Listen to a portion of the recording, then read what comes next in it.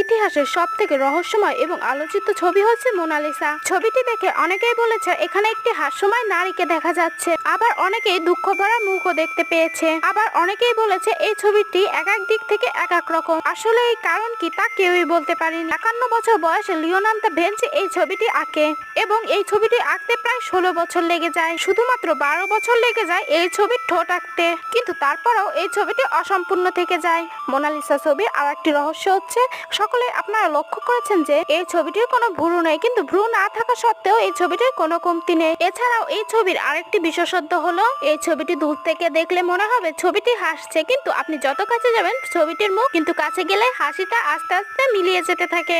আর এই চমৎকার সুন্দর ছবিটি রাজা বাচ্চাদের ঘরে থাকতো। অনেকেও আবার এই ছবির জন্য পাগল হয়ে আত্মহত্যাও করেছে, কিন্তু তবুও মোনালিসা এক রহস্যময় ছবি হয়ে রয়ে গেছে মানুষের কাছে। আর হ্যাঁ, আরো এরকম ইন্টারেস্টিং এবং রহস্যময় তথ্য পেতে অবশ্যই সাবস্ক্রাইব করুন মায়াবী ওয়ার্ল্ড।